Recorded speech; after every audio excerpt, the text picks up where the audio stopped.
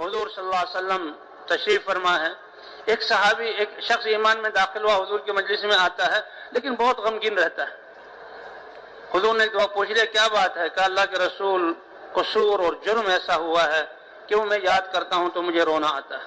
کہ کیا جرم ہوا؟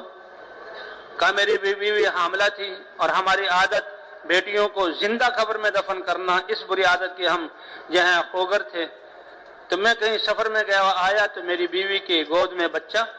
میں نے کہا کس کی بچی ہے؟ اس نے کہا تم گھبراؤ نہیں، یہ تو پڑوس کی ہے. کہا اچھا پڑوس کی ہے تو پھر رکھو، ٹھیک ہے ہمیں ایک بیٹی مل جائے گی، یہ میری نہیں ہے اس لیے میری غیرت کے خلاف کچھ نہیں.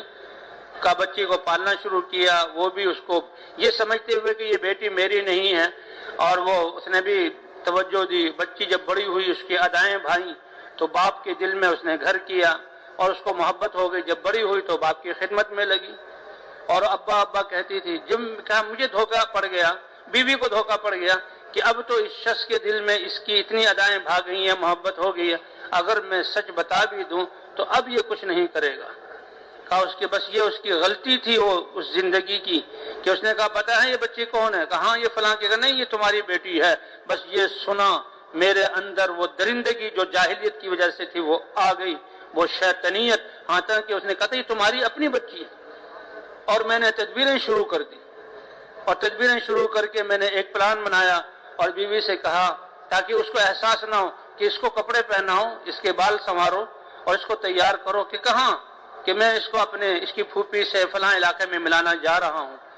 عرب بڑے ذکی ہوتے تھے، کہتے اس نے سمجھ گئی کہ اس آواز میں مجھے خون کے ٹپکنے کی آواز آ رہی ہے، احساس ہو رہا ہے. لیکن خاوند نے پھر لجاجت کی. کہا اچھا تم یہ میری امانت ہے، میری امانت کو ضائع نہ کرنا. بیٹی تیار ہوئی، وہ میرے ساتھ ہوئی، میں اس کو راستے پر لے کر چلا. آگے دو راہ آیا، ایک راستہ آباد تھا، دوسرا راستہ ویران. اس ویران راستے پہ لے کر چلا تو اس لڑکی کو بھی احساس ہوا کہ معاملہ کچھ گڑبڑ ہے. اور چلتے چلتے وہ ایک اندھے کنویں پر ختم ہو گیا. اس کنویں پر پہنچا تو اس لڑکی کو احساس ہوا لیکن ایک چھوٹی بچی ہے اور ننھی سی جان ہے، وہ کہاں بھاگ سکتی ہے، وہ میرے سامنے کھڑی ہے. اور کہا مجھ پر دونوں خیالات کی جنگ ہو رہی ہے، ایک یہ بیٹی ہے، معصوم ہے، جان ہے، اس کو ضائع نہ کروں، اور ایک وہ درندگی جو جاہلیت کی وجہ سے تھی کہ میری غیرت کا کیا ہوگا. کا شیطان اور نفس غالب آیا اور میں نے اس کو پاؤں سے پکڑا اور سر کے بل اس کو کنویں میں پھینکا. اور وہاں کنویں بہت نیچے ہوتے ہیں، بہت نیچے. کنویں کو دیکھو تو ڈر لگتا ہے. کہا وہ جا رہی ہے نیچے اور کہہ رہی ہے اے ابا تو نے میری ماں کی امانت کو ضائع کر دیا. اور وہ کنویں میں گری اور جب تک اس کے سانس چلتے رہے وہ یہی پکارتی رہی تو نے میری ماں کی امانت کو ضائع کیا. اور پھر بھی میں اتنا سنگ دل کہ میں کھڑے ہو کر انتظار کرتا رہا کہ جب تک یہ مرے گی نہیں اس وقت تک میں یہاں سے ہٹوں گا نہیں. اور کہا جب وہ آواز خاموش ہو گئی میں چلا اور دیکھا حضور کی آنکھوں سے آنسو رواں ہیں.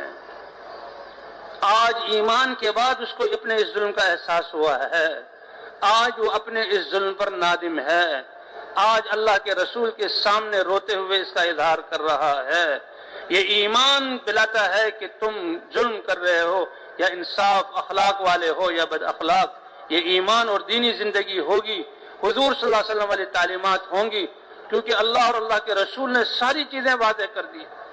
اللہ کے رسول سے بھی آنکھوں میں آنسو اور رحمت للعالمین ہوتے ہوئے کہ اگر اللہ مجھے سزا دینے کا اختیار دیتے، اے فلاں آج تمہارے اس جرم کی سزا میں تمہیں دنیا میں دے دیتا.